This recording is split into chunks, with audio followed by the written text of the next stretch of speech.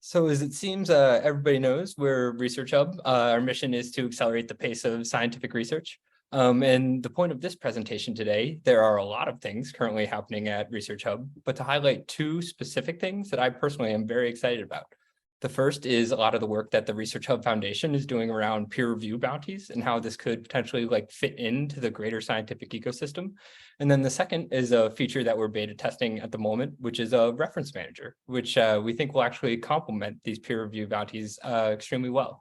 So first, talking about peer review bounties, to kind of set the stage here a little bit, there's this sort of big picture economic thing happening in science where, kind of as Ludo mentioned, Europe is actually leading the way.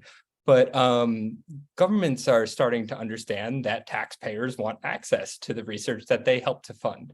And so this memo released on August 25th of last year from the Office of Science and Technology Policy for the White House essentially says that starting in 2026, December 31st, 2025, every piece of research that's funded by a US government agency, which has a budget above $100 million, will need to be one, open access, and two, have open data associated with it.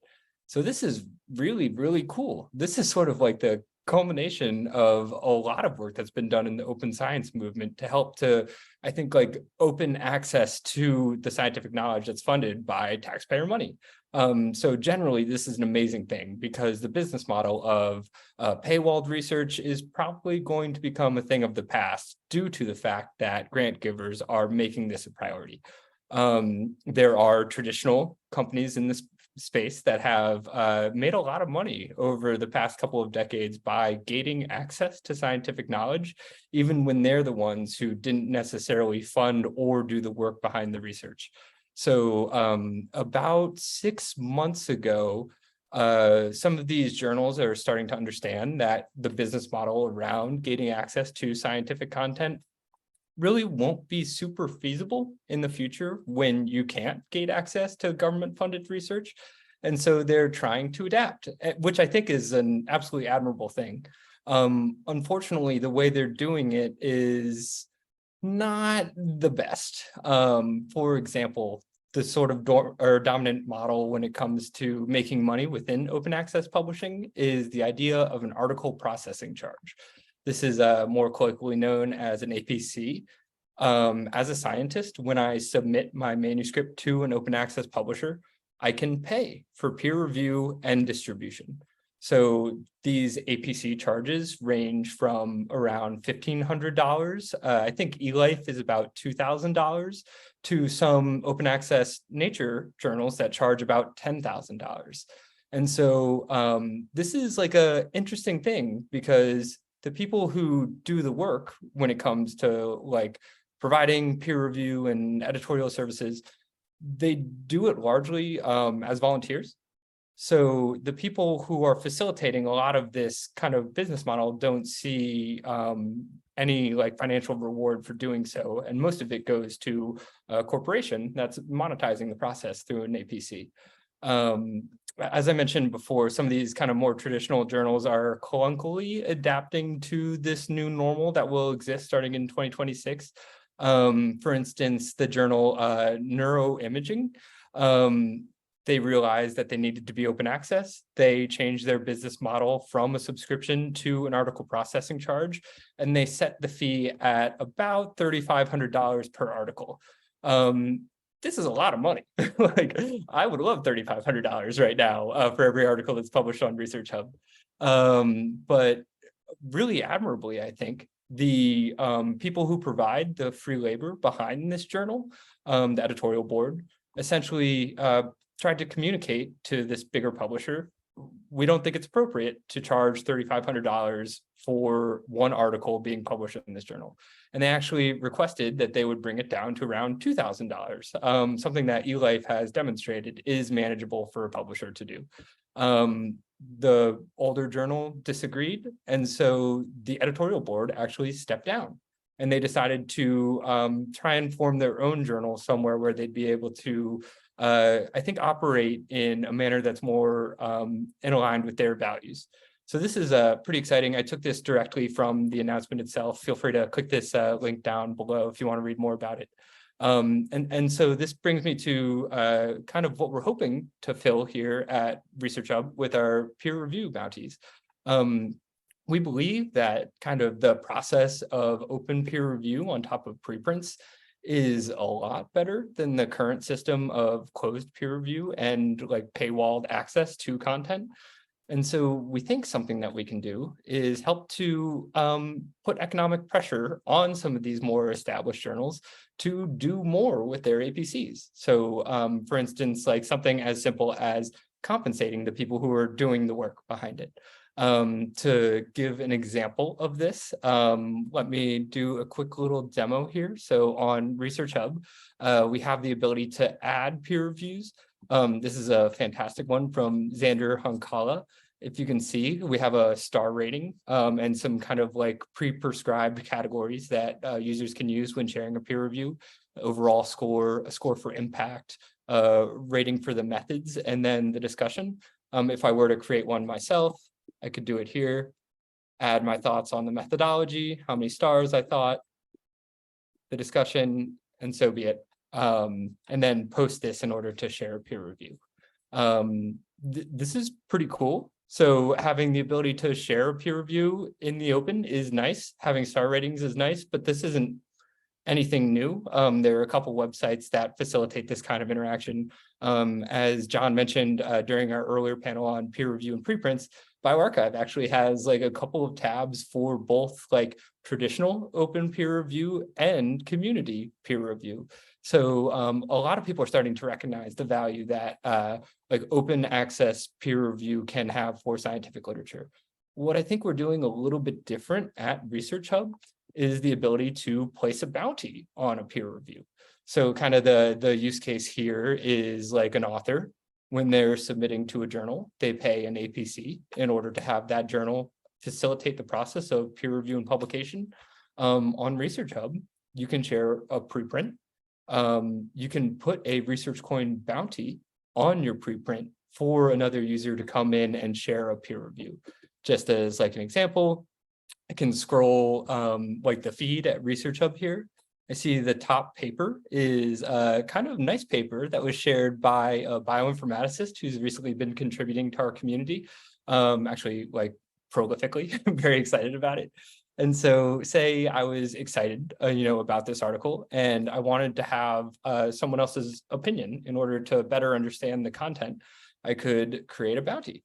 So here's the bounty section. I could say, will someone please share a peer review of this article? Here's, say, 10,000 research coin for whoever does this.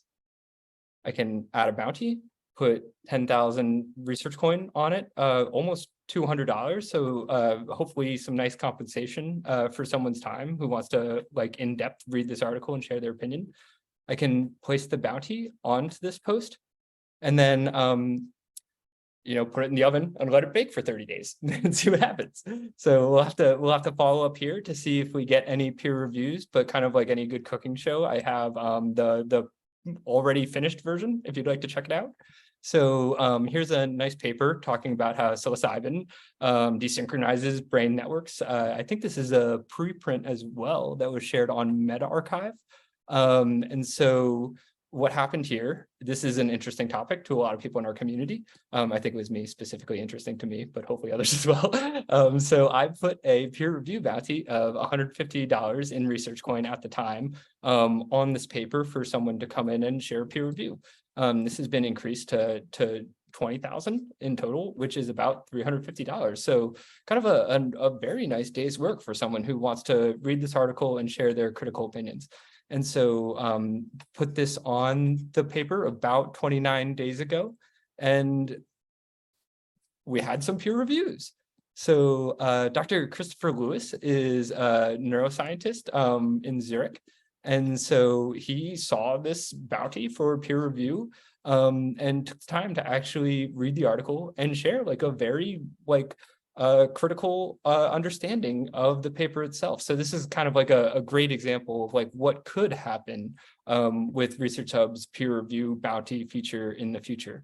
Not just authors basically trying to compete with the APCs of traditional journals, but also anyone who's interested in incentivizing an expert to share their opinion on a scientific topic. So this is something that we're very excited about. The other thing that I think is very new, and for me, very exciting, we have this concept of, like, going back to the conversation with Ludo and John, there are a lot of papers published every year. In a perfect world, these would all be preprints, open access, so that way anybody can read and learn from them. It's unrealistic to expect that every single preprint that's published will have a peer review. So there needs to be some kind of mechanism where scientists and the general public can indicate which preprints they're most excited about and believe need expert attention to provide like appropriate context for someone who's consuming the article. And so something that we built and we're still working on, so, you know, like, excuse any construction going on, is the idea of automated peer review bounties for preprints based on basically public curation. So we've begun automatically pulling every single article that's published on bioRxiv and placing it into a specific hub for bioRxiv community reviews.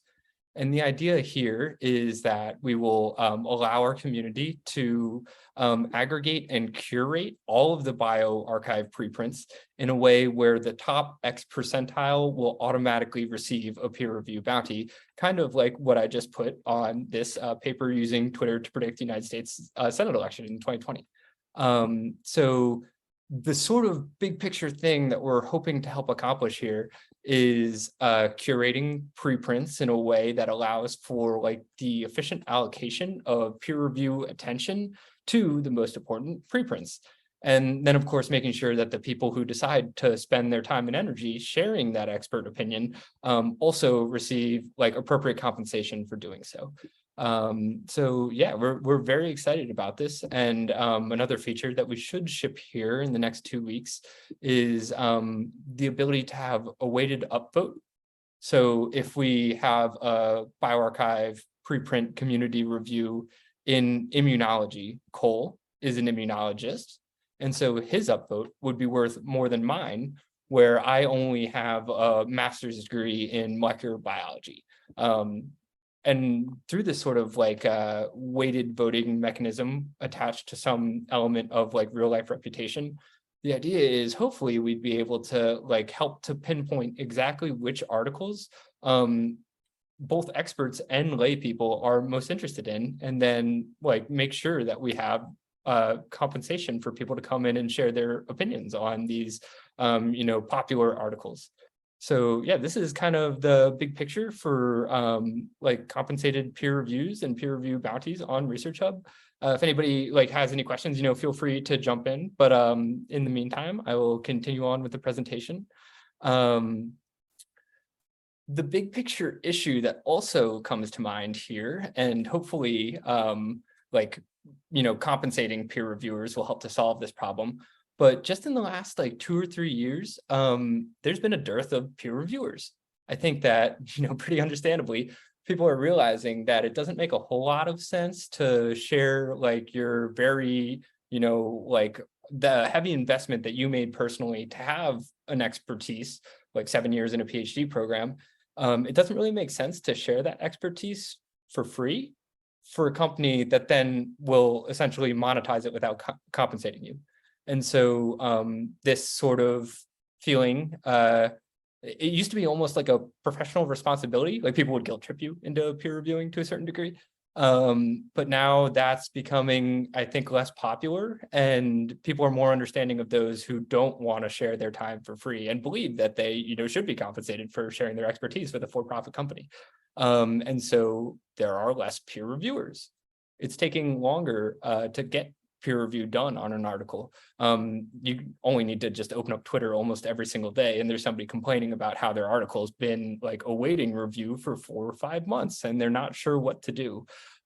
So like there's a lot of work out there for editors of journals to find these peer reviewers. I was speaking with an editor a couple months ago, and they said it takes them like 40 or 50 cold emails in order to actually get someone to agree to do a peer review, which is like kind of grueling work for someone to do for free.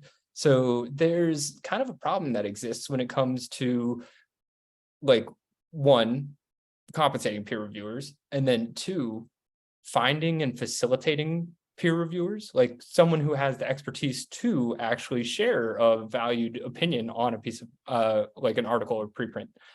So at ResearchHub, we're thinking, how can we build a tool to sort of help with this process?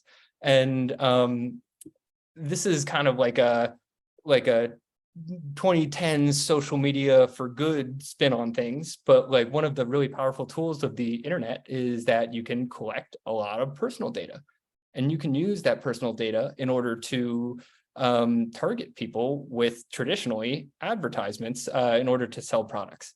We think that reference manager, this is even kind of being done now to a certain degree with Mendeley, where user data in Mendeley is then fed into Altmetric, which is a product that a for-profit publisher sells for a very large subscription. I think it was going to be like $40,000 a year if we wanted to put into ResearchHub. So yeah, there's a significant amount of money within users' scientific usage data within reference managers that is actually not being monetized by the people who are creating that valuable data. So what we want to do with ResearchHub is build a free reference manager that's very easy to use, and then allow people to interact with content on ResearchHub using that reference manager via annotations. And then finally, use people's reference manager data, what papers they're reading, what papers they're annotating, what papers they published in the past, and use that to target users with earning opportunities.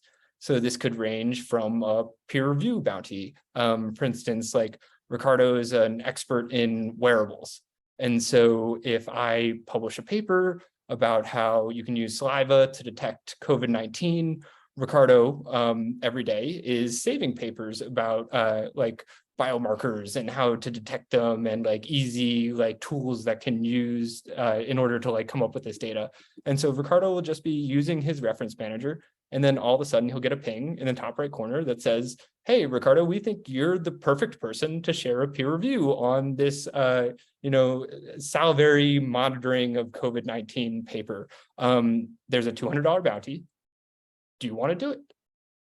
And we believe that this sort of mechanism can be scaled to almost any earning opportunity. So the idea is maybe there's a grant for someone to develop a device that can be used to monitor concentration of COVID-19 virus in saliva. Maybe that grant would ping Ricardo because he's one of the people who knows the most about it in the world. So this is sort of the big picture of what we're thinking. And the reason that I wanted to mention it today is we've actually just started to beta test this tool.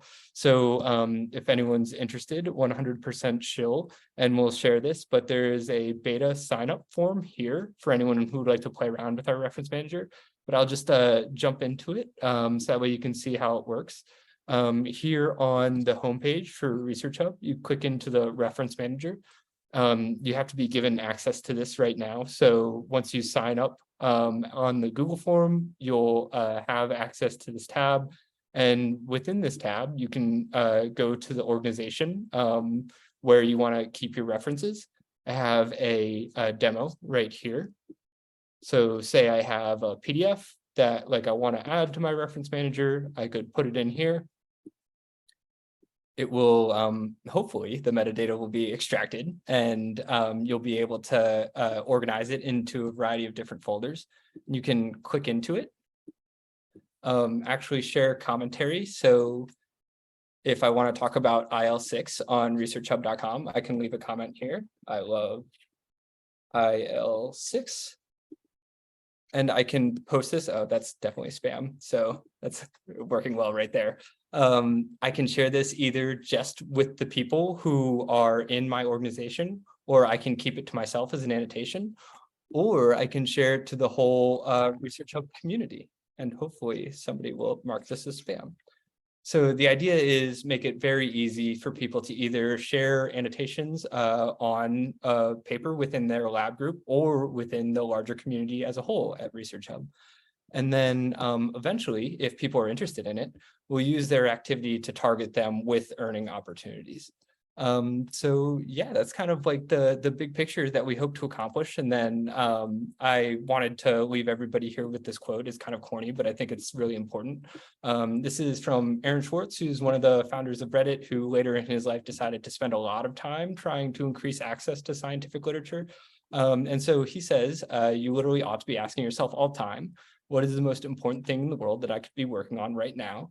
And if you're not working on that, why aren't you? And, it's very corny, but like everyone in DSci acts like this. It's a very, very energizing community to be around because kind of like James Heather said, like, this is literally the most dangerous problem in the world. And like, we now kind of have the tools to start addressing it. And so, yeah, just very excited to be a part of this. And yeah, we think like a combination of like user data for good, peer review bounties, preprints, open access data can help to make things a little bit better. And we can like, take strides towards actually having a better understanding of what's true in the world. So yeah, this is kind of like the overall presentation. I guess if anybody has any like thoughts or questions, happy to answer. So there's a few questions actually, but before that, I just wanted to leave a comment to what you just said, because just coming out of the panel, this like stuck in my mind when Adam was saying that we need to treat scientists more like content creators and heroes. And so I think in this idea and this overall idea where now scientists are not just writing papers because they need to get citations and they need to get their metrics up to get to their job. They're now content creators. They're cool, people want to follow them, and now if there's someone that is cool that I want to follow, I can use the reference manager. I would be more than willing to pay to follow that person. And so I can do the same if I think my research is cool, what I'm doing is cool, I'm good at communicating my research, other people will probably follow, and I could be kind of like a content creator myself with what I do in a day-to-day basis, because I do the research anyway. I read papers anyway. So if there's a way for me that currently there isn't to I wouldn't say monetize, that's part of the equation, but it's more like I am creating a reputation for myself, and ResearchHub could be a tool that scientists can use via the reference manager to build that reputation, because right now there's no way to do that apart from the traditional metrics. What you're trying to do at ResearchHub is something different. So hopefully that that helps. Yeah, absolutely. I mean, if you go and talk to like a middle school class of 13-year-olds, like, do they want to be Marie Curie or do they want to be Jake Paul, right? And like, why is that? And like, hopefully, in 20 years, we can, throw some scientists into the ring with famous boxers too, and get some social media clicks there. So yeah, I think it's about like, as lame as it is, like having rock star scientists would be a huge deal. Like we want to make it like socially like desirable to be a scientist. And I think that's something, that money is unfortunately a part of. And like building ResearchHub, we understand that and can help to allocate in a way where like we create incentives for people to want to build shit, that's actually useful for the world. So I think yeah, you said it perfectly. Scientists are cool only for like other scientists, which who like get what you're doing. It's like, oh yeah, what you're doing is cool, but like for the general public, it's really difficult to like get this idea of like, hey, being a scientist is actually cool, because as you said, being rewarded is part of the equation. So hopefully we can change that, and that changes along with like the perception of the scientist in the future. absolutely. Let me get to some of the questions. Any chance we'll be able to import any existing reference library, specifically from Zotero, into the ResearchHub tool? Yes, definitely. We'll make it very easy for that to happen.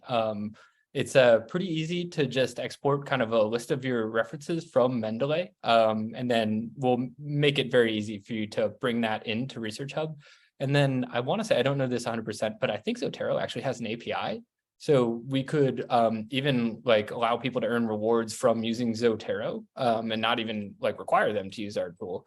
So yeah, I think there's a lot of ways we could do that. And realistically, like the value that I think is brought by this feature is the targeting of grant opportunities, whether that's like a micro grant for a peer review bounty or something bigger. And yeah, if you want to import like your previous annotations and paper saves from another tool, that's exactly what we need in order to target you with these opportunities. So yeah, absolutely. Okay, awesome. And then another question is about content, the content that we have right now on ResearchHub. So this is probably a ResearchHub user. I noticed that on ResearchHub, most of the articles, peer reviews, and discussions are on medical related issues and topics. Why not other fields? What do you think? What do you think is the gap? How can we fill it? Like there are dozens of other fields beside the medical sciences. It's a great point. And I think this kind of goes back to the last panel too, where sort of the most success we've had with ResearchHub is via hand-to-hand combat. Like for instance, I met Ricardo 2 years ago. We had like an editor program and like I got on a phone call with him and hopefully, like got him excited enough to want to contribute. And in my opinion, correct me if I'm wrong, Ricardo, but I sort of feel like our bias towards like biomedicine is kind of an artifact of the fact that that's my expertise. And so like, it's very hard for me to impress a physicist, but I could talk about cancer. So I sort of think it's a artifact of that. And then like kind of another big picture thing is like physics and math, and this might not be what the question asker is referring to, but they've got it figured out a lot better than biomedical research does. So like, as John mentioned, literally everyone in physics and math uses archive and nobody really cares about the paper that comes afterward. It's sort of just like a plaque to put on your wall kind of. But in biomedicine, that doesn't happen. I think there's a lot of reasons why, like you can monetize findings a lot easier. There's like a little bit more competition, like within actual grad school, like, more people, less professorships. So that's, I think like there's more need for it from a like top-down perspective in biomedicine. But whoever this question asker is, if you're excited about another field and like you'd like to help like build a community around that within ResearchHub, feel free to reach out to me or Ricardo or anybody else from the ResearchHub Foundation, and like we would love that. So we'll try as hard as we can to empower you to accomplish that. So yeah, please feel free to reach out. Yeah, another thing that I would add on top of that is that maybe two other reasons that could be adding on to what he just said. One is that the DeSci space. So I would think many ResearchHub users are aware of the whole DeSci space, and we've seen that in the DeSci space, the biotech field has been flourishing a lot when compared to others. Also, the biotech space has a lot of problems, I would say, systemic problems. So there's also like a lot of rebellion. People want to change things, and so they're more willing to try out other stuff. And so that's why we find more of the biomedical people potentially posting on ResearchHub. So I just think when we get to that critical mass, when we get to 10x the users, we'll see more and more hubs being populated, topics being discussed on ResearchHub, because I feel there's other topics that are also been discussed. Definitely, medicine is one of the biggest forum for discussion. There's also not a lot of AI. There's some legal discussions going on. So several topics for sure. The biomedicine is the biggest one for now, but I would reevaluate this once we get more people and we expand basically the scope of the discussion as the many more people come in. Okay, well, that was it. That was the last question that we got from our audience. So if there's anything else that you want to share with our public? I think it's just like a little bit of like a pinch me kind of moment where it seems like we're building something that like a lot of the people that I respect the most in the world appreciate. And so, yeah, I think we're onto something, and like very grateful for like everybody who's kind of come together today to celebrate that to a certain degree, because I think the next couple of years are going to be fun. We're going to be starting to make a dent in the real world. I guess, Ricardo, like something that comes up a lot to me that Shadi mentioned too is like the definition of success.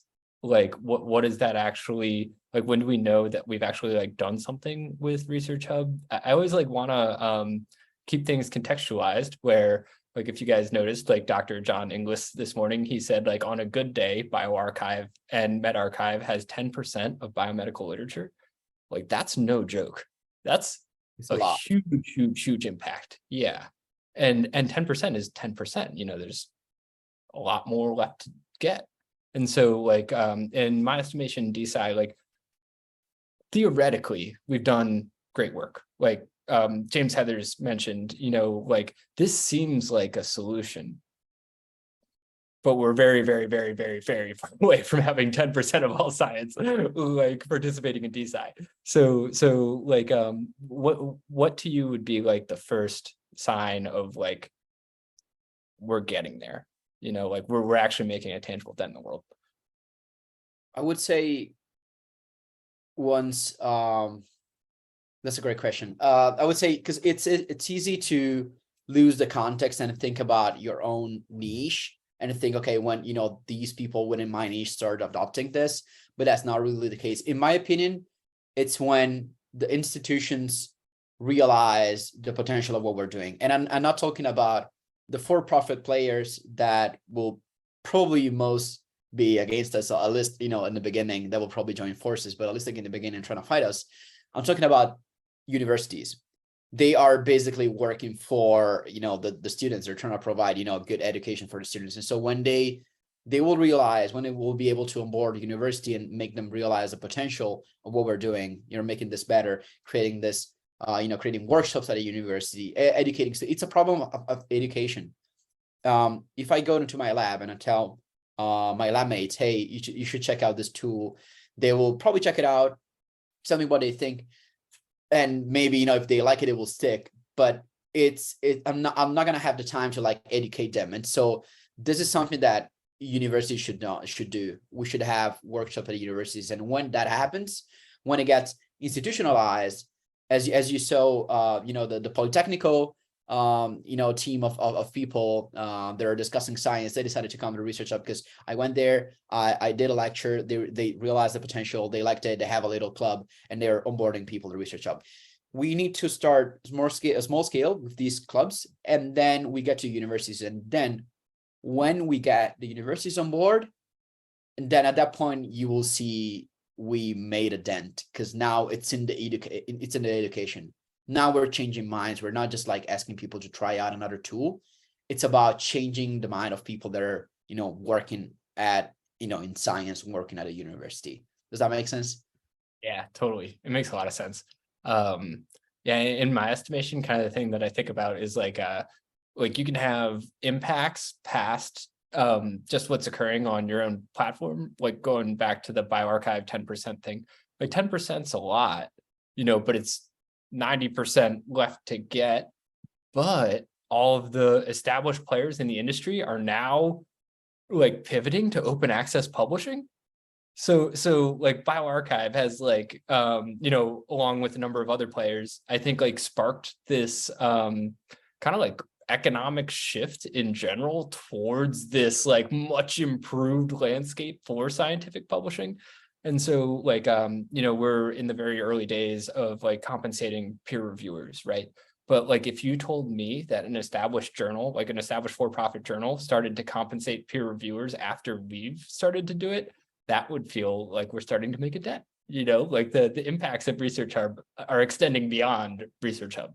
And so to me, that's like the first sign where like, you know, you'll be able to be like, you know, Pat, what you've been working on, it's getting somewhere. Like we're doing something here. So yeah, that's Even journals noticing what we're doing and trying to like, you know, look at, you know, our model and like what it could take from that, and then, you know, potentially trying to replicate what we're doing. But already like noticing and trying to like start to learn about that, it's already a sign that we're probably in the right direction. And then that's probably happening already, like, you know, behind the scenes. Maybe we don't know, but maybe they're observing already what we're doing. I guess one other thing that I want to say too, just while we have a little bit of time, is like the importance of open source software. So like this to me is a huge deal where like, companies all the times they kind of like establish business models and then like try and optimize that business model. And oftentimes that can be at the cost of the user who's actually generating the value.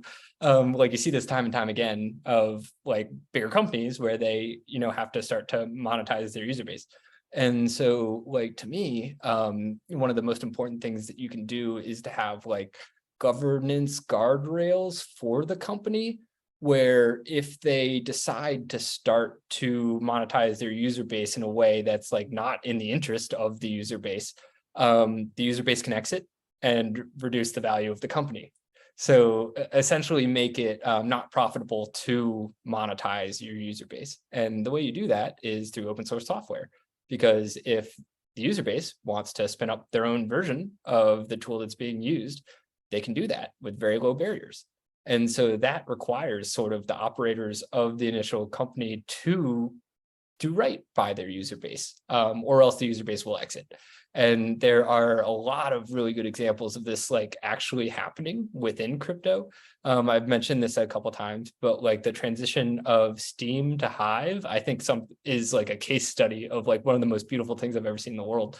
So yeah, just like while I have everyone's attention, like I think open source software is the key to building like a sustainable, productive world. And like I feel very lucky to be working with a bunch of people that recognize that and have helped to make that a reality for ResearchHub. So yeah, I think I feel very safe in that like the work that we're putting in now, it will be honored towards the initial mission of ResearchHub into perpetuity. So it's something that's very important to me, and I'm very glad that we have. Yeah, and I think like you have now like a team of people along with you in this mission that are all kind of like believing in the same mission. Especially like talking to Joseph before about open source, kind of like I feel like there's more than one person that firmly believes in this in this belief of like open source, and I feel like science should try to be more open source in the strict term of like actually getting out the data more than an actual publication. We'll have a talk tomorrow about open data with Luca, and we'll probably I hope the audience will realize how how important it is to have the data to be open source so that other people can process the same data and come to different conclusions, so that we're not biased in our judgments in the way that we make papers. So hopefully, I mean, you're definitely in the right direction with ResearchHub. Hopefully science follows through and also takes the same direction, where we're going to have more open source tools, more open source papers, where we can do versioning, where we can do a lot more stuff with open data. So what can I say? Just to plug this, osf.io. Everyone should go to Open Science Framework. They are working on something like this that's going to be super exciting. So yeah, I think like there are people who are actively working to solve this problem, and I feel very confident that there's going to be like some big transitions here over the next couple of years. Yeah, absolutely. And while we were talking, we got another question, so we're probably people started thinking about what we're talking about. So what do you think? ResearchHub is a competitor of journals which take thousands of dollars for publishing, or subscription-based publications which are not accessible. Wait a second. What do you think ResearchHub is? Oh yeah, what do you think ResearchHub is? A competitor of journals which take thousands of dollars for publishing, or subscription-based publications which are not accessible? And on the other hand, RH is promoting DeSci. So I'd say probably the essence of the question is, whether you think ResearchHub is a competitor of journals or not, because journals take thousands of dollars for publishing, and ResearchHub on the other hand is promoting DeSci, which is kind of like a different business model. Do you think ResearchHub is a competitor or not, can actually work alongside journals? Totally, yeah. So that's a great question. So I think like the issue that journals have is not ResearchHub or any startup that's going to come disrupt them. It's the requirements that funders are putting on like the science that they fund. So like just the business model of a subscription won't work if the people who are funding the research say you can't have a subscription on this. And so I think there's like kind of just like big picture economic changes that are coming to journals. And when you think about journals, like what is the value they actually bring? There's like this famous Time magazine cover from like the early 2000s that's like, hey, the internet exists, like we won't need academic journals anymore, but like somehow they managed to like just become stronger even though the internet exists. And so like what is that value prop that they're bringing?